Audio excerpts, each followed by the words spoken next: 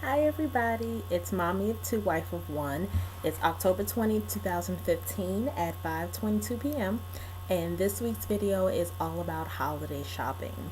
Now for some of you, you may be thinking, okay, it is October, why are we talking about holiday shopping?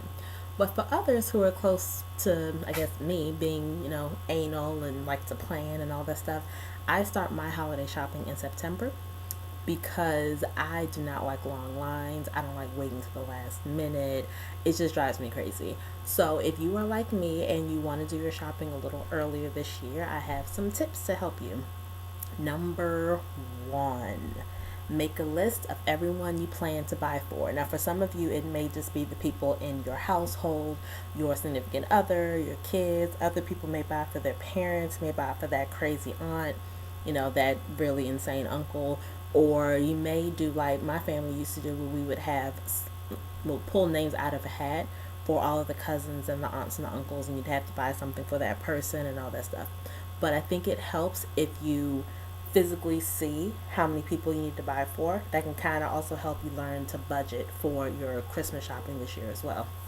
After you make a list, start thinking of gift ideas for everyone. One thing I do when I make my list of people that I need to buy for is right under their name in my Word document, I put a web link to the gift that I'm thinking of getting for them.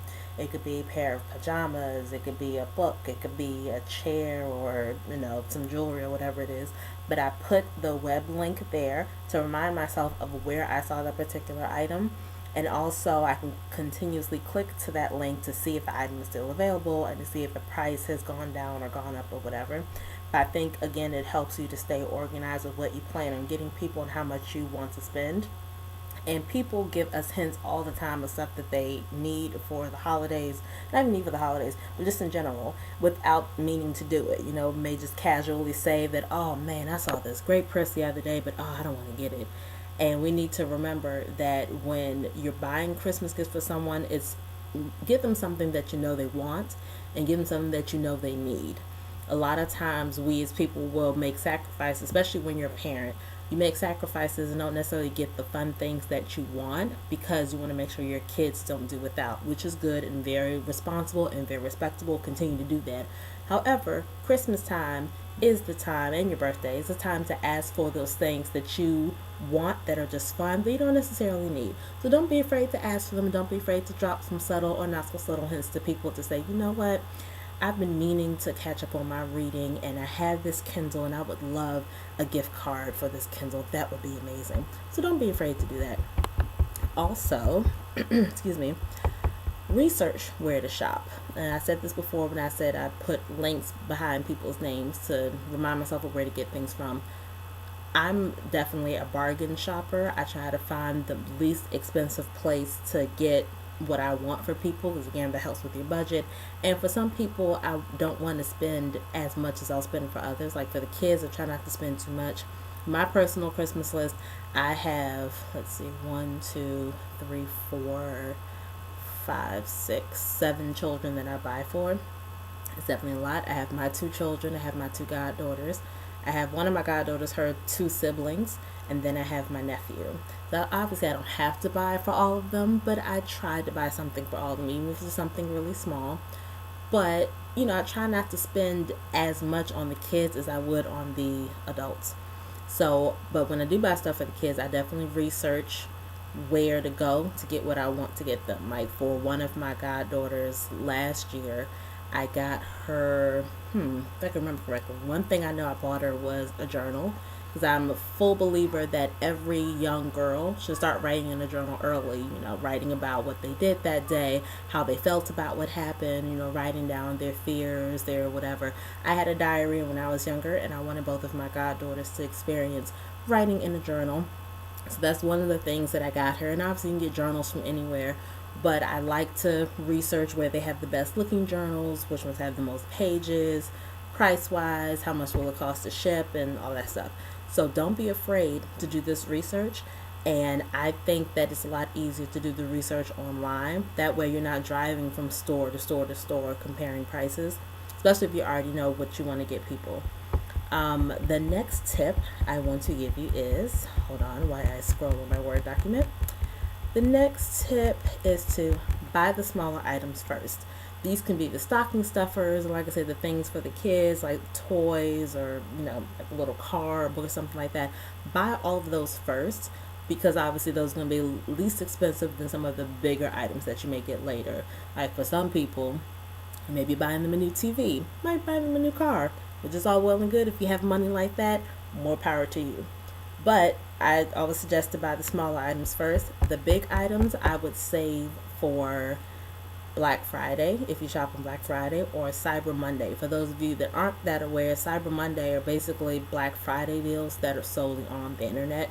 I love my sleep, so I have never once gotten up at 3, 4, 5 o'clock in the morning to go to a store and go shopping. I just have no desire to do that. So if I do any kind of sale shopping like that, I would do Cyber Monday. But from what I've seen and what I've heard, they have some really amazing deals on big ticket items on those days. And also, most of those stores will release their sales at least a week or two, sometimes a month in advance. So you can peruse all of these sales ads to see which store will offer the best deal for your big screen TV, for your vacuum cleaner, or whatever it is that you're looking to get.